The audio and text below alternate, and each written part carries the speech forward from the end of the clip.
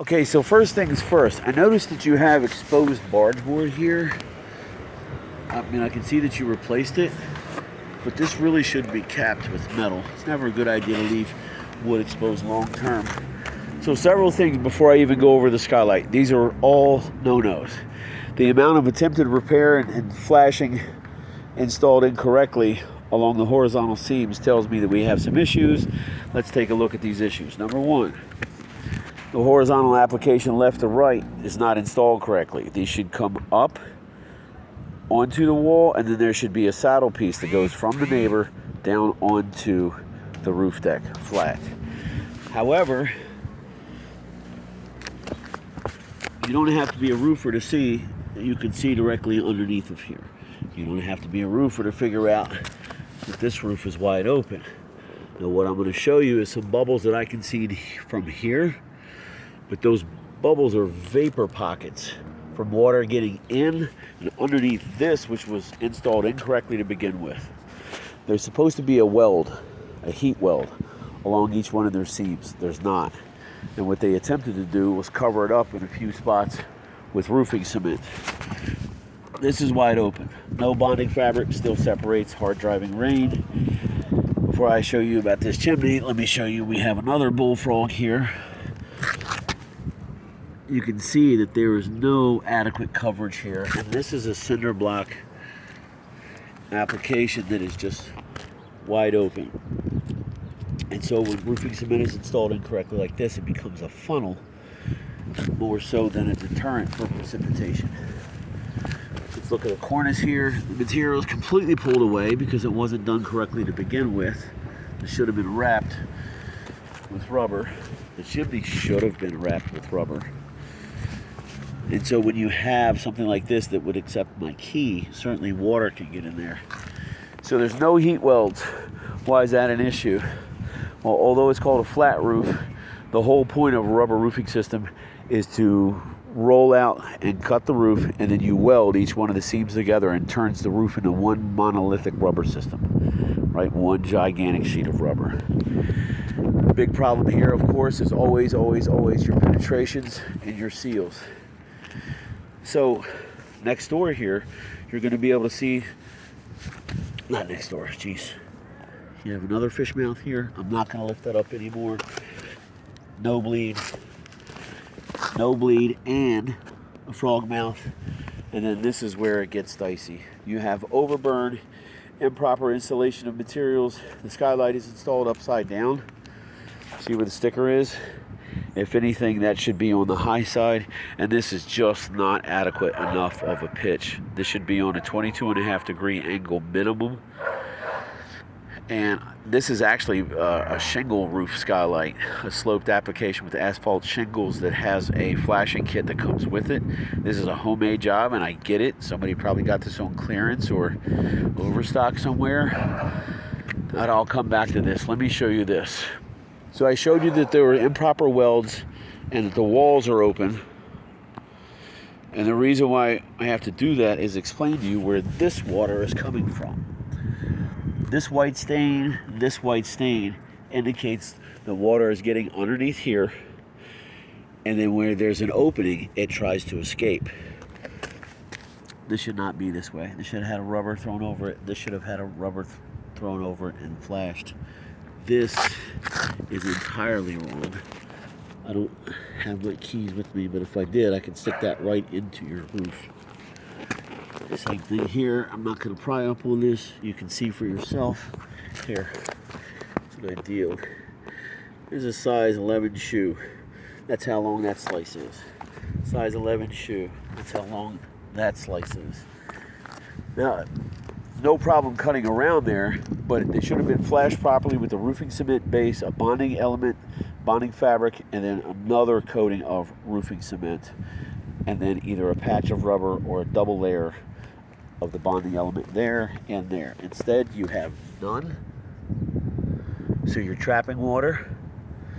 Important to remember is you can have a leak for a year or two before you even see it, because it'll go into your roof. And then think of your fingers. It's got to work its way through the top layer, and then underneath, then the wood, and then either the sheetrock or plaster, whichever you have. So you can have a leak long before you see it. The good news is all of these are easily identifiable failures. There's a pocket there I can stick my finger in if I tried. This is an overburn where literally there is material missing because it was cooked too high. There is no bleed here. I don't even want to show you this. I can go across from here. See this? So think about a day where we have those Noah's Ark type rains. That's why you're seeing trouble. Now obviously the flashing and other areas, both chimney bases, both perforations are inferior, so we're going to run into the same thing here. The good news is it's easily detectable. See the separation here? And that's my fat sausage finger in comparison. That is wider than a pencil. So I'm not saying that I don't believe your skylight is leaking. What I'm telling you is this is the opening in the middle of the roof. This is the belly. And so what's happening, water that's getting in around those seams, nice driving rain in this seam, both of those stacks, and the inferior flashing application. There is no need for roofing cement along a seam if it's installed by somebody that knows what they're doing. Same thing, I'm not going to lift this up. This is a vital area. You can see the corner of rubber there, that there is no flashing. You can see the corner here, that there is no flashing. And again, we're going to find another stack that is not only separated, but was never sealed correctly to begin with. Same thing here on this double. See this?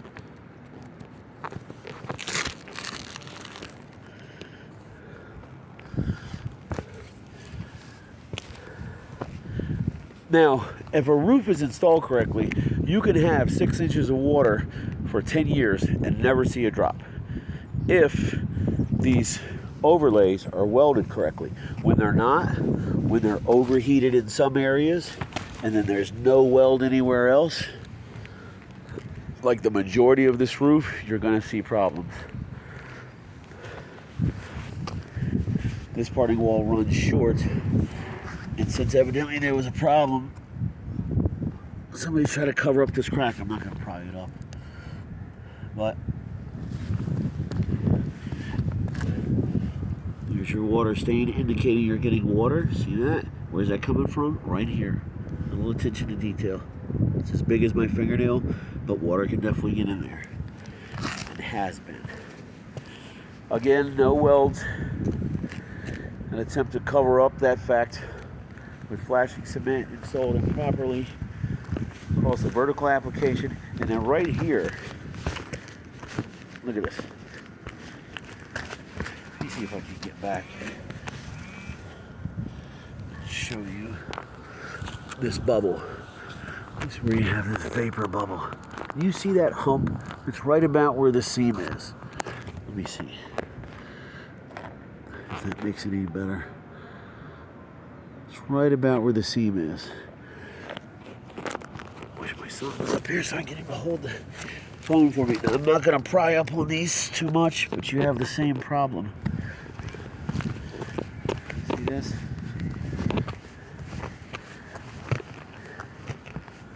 Where the material is coming up. Again, you have the white staining indicating that water is coming from underneath this material and trying to escape. Why is it white? Because the mineral is underneath.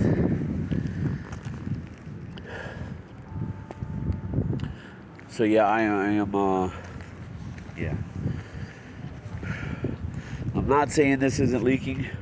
What I'm saying is this is the incorrect kind of skylight for this type of roof, and if you are going to use it, then it needs to be on an incline application, and the skylight needs to not be upside down. These holes, I was looking around the side, are pre-drilled holes that are supposed to anchor to the flashing kit that comes with that type of system on a shingle roof application. However,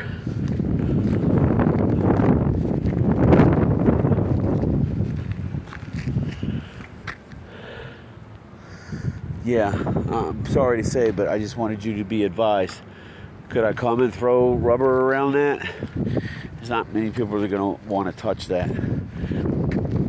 Because even if I come and do a skylight lift, I run new rubber walls around each one of these sides, you still have this. You have 1, 2, 3, 4, 5, 6, 7, 8, 9, 10, 11, 12, 13 seams that are installed incorrectly. And taking the flashing across from horizontal to horizontal is just, it's just too little too late. Look at this. Jeez Louise.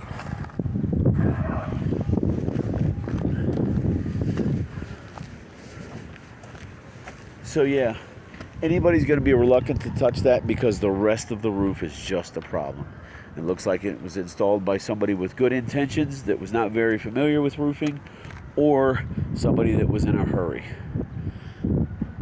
Sorry to say, but these phones are really great. They provide you every opportunity to be fully informed of what exactly is wrong and why. Whoops. Focus. Come on, camera. And why it's wrong.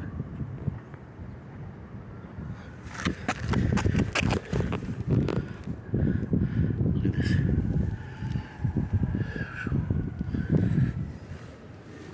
Yeah, whoever designed the box meant well, but it's wrong.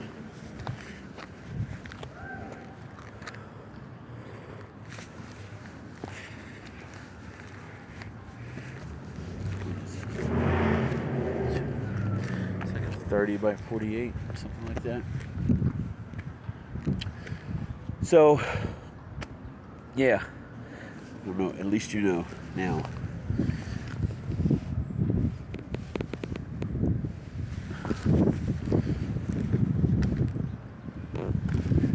And what I would recommend for this barge board, I'll show you this.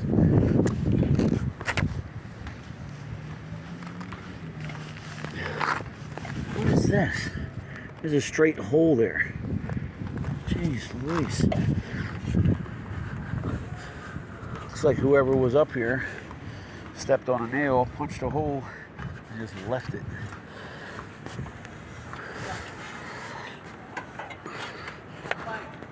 Yeah, somebody replaced this, but honestly, even with a heavy-duty coat of paint on it, on this application, the underneath isn't so bad because it's a little bit protected by this soffit overhang.